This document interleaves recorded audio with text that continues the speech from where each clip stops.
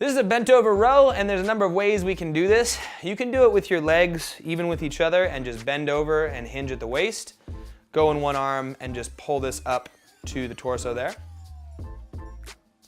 Or you can do this where you take kind of a lunge stance, kind of athletic, put the hand on your leg to support yourself and pull it up all the way into the chest there. Or you can put your hand on a bench and you can pretend that you're out on a bench here like this, lounging, put your knee up, put your hand up, and get the row in like that, super gangster style. Whatever you gotta do, we're looking to get the body as flat as possible and pull all the way to it. Try not to let too much twisting happen. It's not like a body twist going on in there. And also, as you're doing anything, keeping that back nice and flat. Try not to round out, make it like a weird monkey bent over row thing. Bent over row, not bent over monkey grabs coconut through hole. Bent over row. All right, so this is a single arm press and a few of the scales that we can do for them. You get the dumbbell up on your shoulders. You wanna make sure that this is always braced like anything else that we do. And then basically, you press. Now the idea is once it goes up overhead, you wanna lock out the elbow, keep it racked right over the middle of the body, or sorry, right over the middle of the foot on that side. And then you just come back down. That's it. So brace and press. The tendency is to wanna twist with this. Try to resist that. That's part of the strength that we're going for here. So it's bells on your shoulder, and press it up. This can be done with a kettlebell, this can be done with a dumbbell, this can be done with your hand, this can be done with a metal plate, like this guy right here. You can take it as light as you need to. You can take a small child, put it in that hand. Just make sure you got a good grip on it. But that is a press. So this is a front squat. It can be done with a single arm, a double arm. It can be done with just your hands. But the idea is you pop it up in a front rack position, which is the bell on your shoulders. If you had two, it'd look like this, where your other hand's up and the bell's in the other hand. And you're doing a squat. You're going all the way down, standing all the way back up. So you're in that good squatting position, all the way down, all the way back up. That's a left arm front squat with a single dumbbell. And you can switch to the right arm. You can do it with a kettlebell, all kinds of fancy jazz up in there. So this is an overhead carry, and we can do this once again, single arm or double arm. We're gonna start with single, show you that, and then we'll show you a double arm. And we're even gonna show you a double arm with a dumbbell. It's gonna be great. So here's what we got. Single arm overhead carry, you basically put the arm up overhead, straighten out that elbow, try to keep the rib cage tucked down and not lean too far any one direction. And the idea here is you just walk. You walk with it up overhead and you'll, the march in place. You could do a march in place if you want. A way you can scale this is to just do a static hold here, holding it up overhead, keeping the shoulder engaged, pushing into the load, and kind of resisting any sort of movement through the body. Again, this starts easy and then gets really hard. You could do the march like we just showed there, a overhead carry march, or you can actually carry it and walk around should it be nice and beautiful where you're at. That's a single arm carry. A double arm carry is taking one dumbbell, popping it up overhead.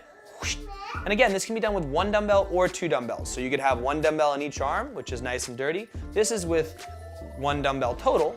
And you lock it out overhead exactly the same way, trying to keep this shoulder open, the rib cage tucked down, not popping that butt out the back. This is a little hard if you have tight shoulders, but it's a great movement. Try to lock the elbow out, hold it up overhead.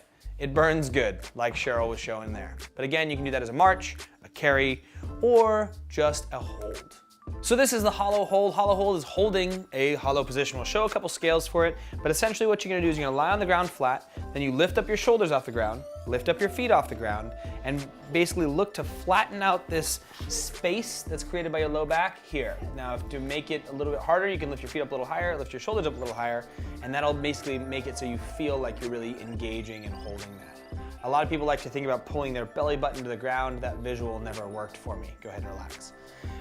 There's also a hollow rock where you do go to that position and then you rock back and forth, just nice and light there. The other thing you can also do is bring your knees in, so a tuck hold. So you basically put your hands at your side and kind of hold here. She sat up a little higher. Still a lot of bracing here, but not quite the same hollow position. What was another one we could do here? And then just all the way down with feet out, hands at the sides rather than hands up overhead. So rather than hands overhead, hands at the sides, change the game a bit. And if you got to put one leg out, and you can bend one knee or one foot on the ground. The idea is that you're trying to hold these hollow positions. Good job, Cheryl. So this is a dumbbell Turkish get-up. Now, a Turkish get-up is a relatively slow movement, but fantastic for building range and strength around the shoulder and the body. Some people start it standing up, some people start it lying down. I think officially it's supposed to be lying down is where you start, but whatever you do, just make sure when you go, if you start standing up, you go down and up, that equals 1. If you start on the ground, you go from down to up to down, okay? And that would be 1. So I'm gonna start it up just because I think it's easier for me when I teach it this way. So you lock an object out overhead, you take the opposite leg to the object that's up overhead, you step back with that leg, go down into the knee. From here, take the opposite hand, because it's the only one you got, lean over and touch the ground. Now from there, what I end up doing is taking the leg that's behind me, putting it in front of me. Whoop, sit on my butt. From there, lie back on the ground, and I'm in this bottom position. Now from here, this might be where you start. If you are starting from the ground and going up, this might be where you're halfway through, like we are right now. From here, you're gonna take the leg that is in line with the object that you have. In this case, it's my right, and it's already bent up. Put the hand on the ground, and you put the leg on the ground, and you push into the ground and roll up into the elbow of the opposite side. From there, push up into the hand of that side. From there, pelvic thrust. Ooh. And then once you have this pelvic thrust position, you pull the leg that's out front behind you. And then from there, stand on up. Uno. Boink. Again, if you're doing that from the ground up, like I think it's officially supposed to be done, then you just start on the ground and do exactly what I just did. It's a little confusing. Main point is you lie down, you get back up, you lie down. Or you're lying down, you get back up and you lie down. One of the two. That is a Turkish get-up.